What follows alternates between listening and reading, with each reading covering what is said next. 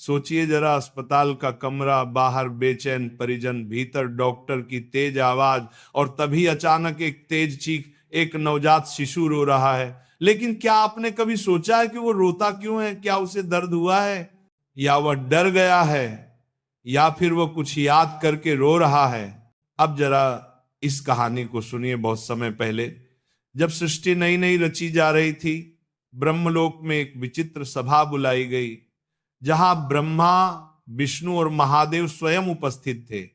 विषय था मनुष्य जन्म। ब्रह्मा ने कहा, मनुष्य को पृथ्वी पर भेजना है, पर वह सब कुछ जानकर जाएगा तो जीवन का खेल समाप्त हो जाएगा। विष्णु बोले, पर जो उसने पिछले जन्मों में किया है उसका भार तो उसे ढोना ही होगा। और महादेव मंद मुस्कान के साथ बोले, तो उसे जाते समय सब कुछ याद दिला दो और पहुंचते ही भुला देना। तभी देवताओं ने एक रहस्यमयी व्यवस्था बनाई, एक ऐसी सीमा जहां आत्मा अपने सारे कर्म, सारे वचन, सारे अपराध और सारे पछतावे लेकर खड़ी होगी। और यहीं से कहानी असली रूप लेती है। इसलिए वीडियो छोड़ने की गलती मत करना, क्योंकि यहीं से वो रहस्य शुरू होता है जिसे जानकर आपकी सोच बदल जाएगी।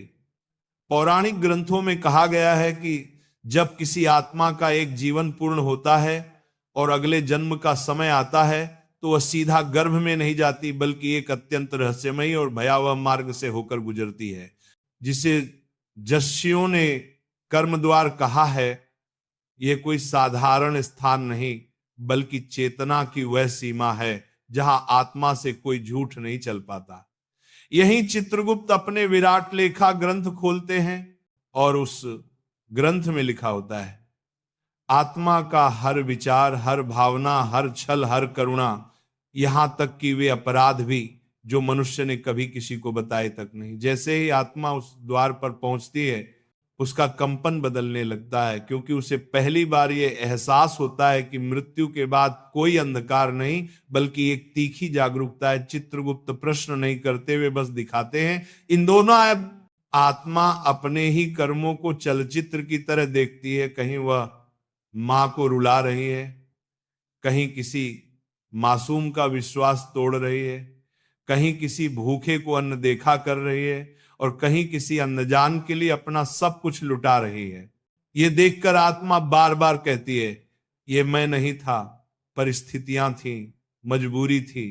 लेकिन कर्म द्वार पर कोई बहाना स्वीकार नहीं होता। यही आत्मा को बताया जाता है कि अब उसे फिर पृथ्वी पर लौटना होगा, उसी संसार में जिसे वो छोड़कर आई थी। यह सुनते ही आत्मा में भय भर जाता है, क्योंकि अब उसे याद आता है कि पृथ्वी पर सुख जितना दिखता है, दुख उससे कहीं गहरा होता है। बिछोह, बीमारी, अपमान, असफलता, अकेलापन। आत्मा हाथ जोड़कर कहती है, मुझे मत भेजो, मैं वचन देता हूं यही प्रायश्चित कर लूंगा। लेकिन देवदूत शांत स्वर में कहते हैं, यही प्रायश्चित है। फिर आत्मा को बताया जाता है कि उसे मां के गर्भ में प्रवेश करना होगा और वहीं से उसका अगला अध्याय शुरू होगा। गर्भ कोई आराम की जगह नहीं, बल्कि एक तपोभूमि है। गरुड़ पुराण के अनुसार आत्मा गर्भ में उल्टी अवस्था में रहती है, अंधकार में, जहां हर दिन उसे उसके पुराने कर्म याद दिलाए जाते हैं। वह जानती है कि उसने क्या खोया और क्या पाने का अवसर मिला है। गर्भ के महीनों में आत्मा बार बार प्रतिज्ञा करती है, मैं जन्म लेकर सत्य के मार्ग पर चलूंगा, मैं किसी को नहीं रुलाऊंगा, मैं धर्म को नहीं छोड़ूंगा।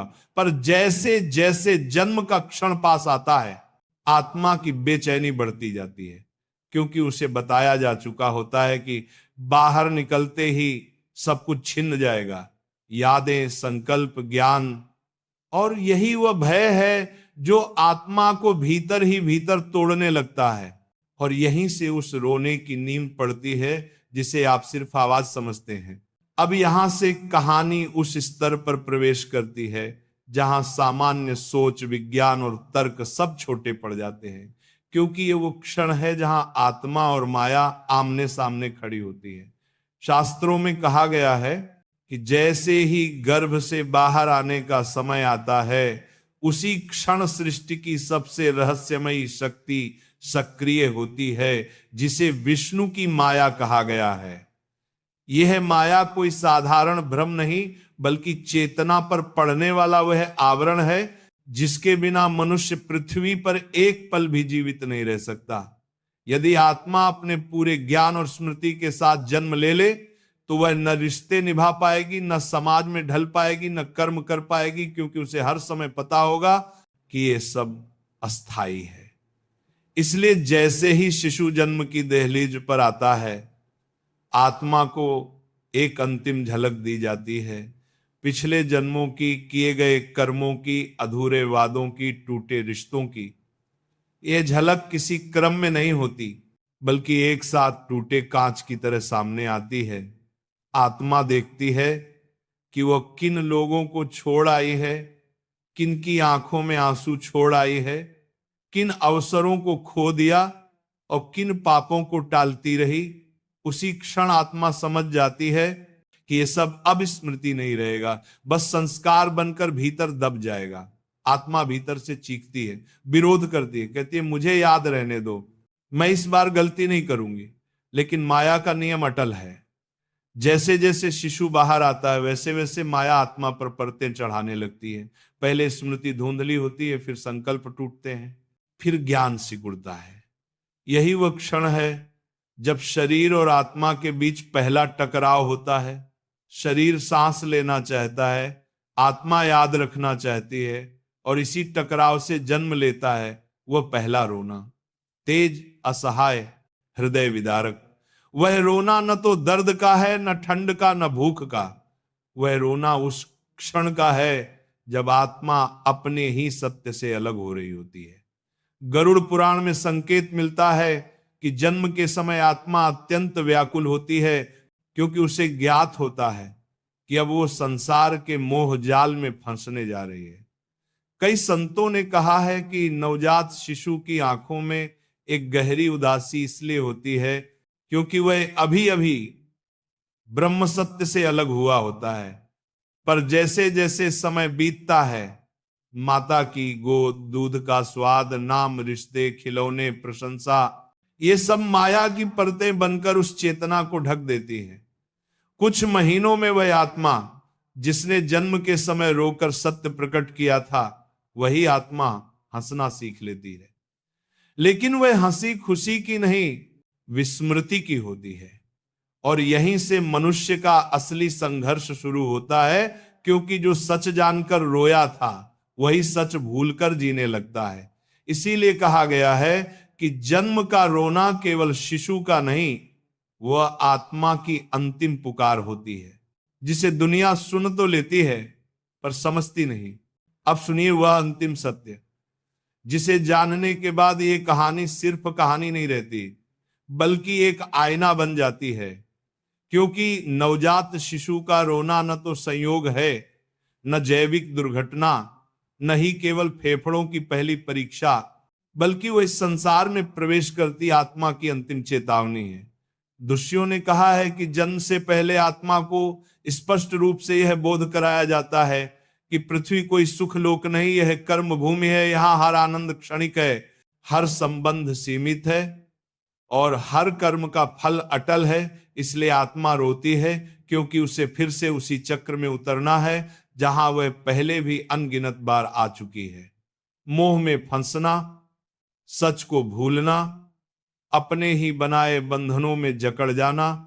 योग वशिष्ठ में संकेत मिलता है कि जन्म के समय आत्मा सबसे अधिक जागरूक होती है, क्योंकि उस क्षण माया पूरी तरह सक्रिय नहीं होती। चेतना और शरीर के बीच अभी अंतिम पर्दा नहीं गिरा होता। वही अधूरी विस्मृति, वही आधा जगह बोध उस रोने के रूप में बाहर आता है।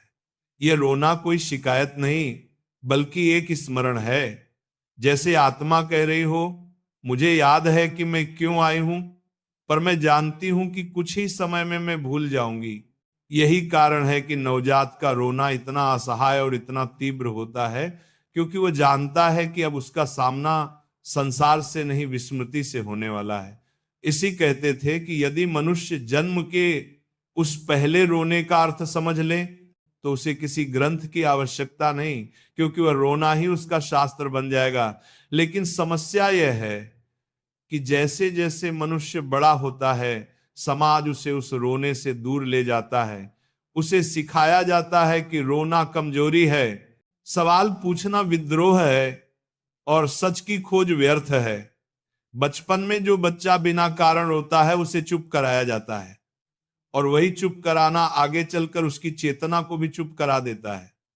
धीरे धीरे वो आत्मा जिसने जन्म के समय सब कुछ जानकर रोया था, वही आत्मा दुनिया की तालियों, उपलब्धियों और दिखावे में उलझकर हंसना सीख लेती है, पर वह हंसी भीतर से खोखली होती है। संतों ने कहा है कि संसार में सबसे दुखी वही लोग होते हैं जो हर समय हंसते हैं, क्योंकि उन्होंने अपने भीतर के रोने को मार दिया होता है। नवजात का रोना यह भी संकेत देता है कि जीवन कोई उपहार नहीं, बल्कि एक उत्तरदायित्व है, एक अवसर है अपने कर्मों को सुधारने का, अपनी चेतना को ऊंचा उठाने का। गरुड़ पुराण में वर्णन आता है कि आत्मा जन्म से पहले प्रतिज्ञा करती है कि वह सत्य के मार्ग पर चलेगी, पर जन्म के बाद माया उसे यह सब भुला देती है। यही कारण है कि बहुत से लोग जीवन के मध्य में अचानक खालीपन महसूस करते हैं।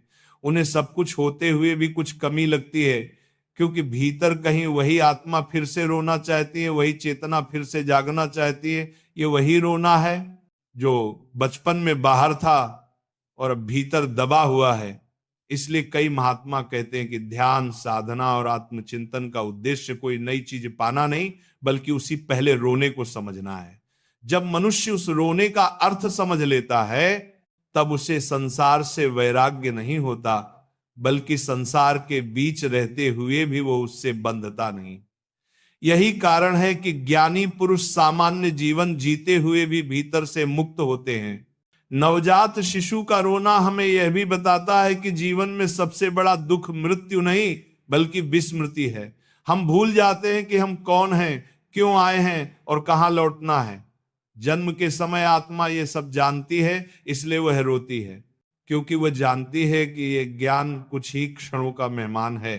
यही कारण है कि कई परंपराओं में कहा गया है कि शिशु को रोते समय तुरंत चुप नहीं कराना चाहिए, बल्कि उस क्षण को शांत भाव से देखना चाहिए, क्योंकि वह आत्मा का अंतिम सत्य प्रकट करने का समय होता है। पर आधुनिक जीवन में हम उस रोने को भी शोर समझकर दबा देते हैं, जैसे हम अपने भीतर के हर प्रश्न को दबाते आए हैं। अंतिम सत्य यह है कि मनुष्य जीवन की पूरी यात्रा उस रोने से उस शांति तक की है। जो जन्म में रोया वह जीवन में समझे और मृत्यु में शांत हो जाए।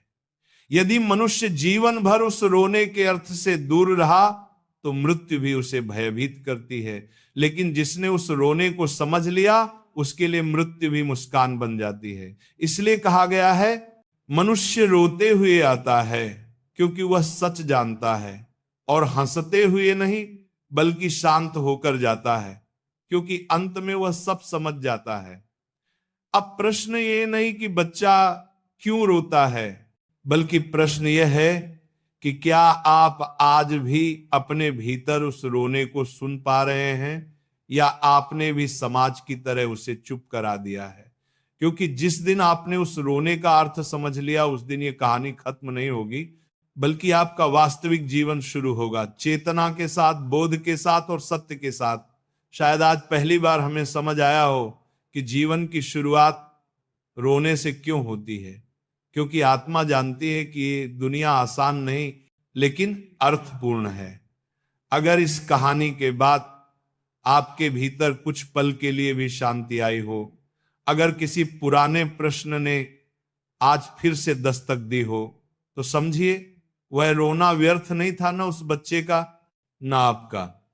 जीवन हमें हर दिन मौका देता है थोड़ा और सचेत होने का, थोड़ा कम तोड़ने का, थोड़ा ज्यादा समझने का।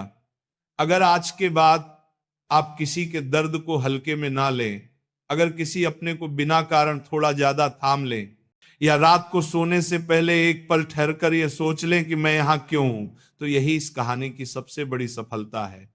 क्योंकि जो मनुष्य जीवन को समझकर जीने लगता है वह फिर कभी पूरी तरह अकेला नहीं रहता,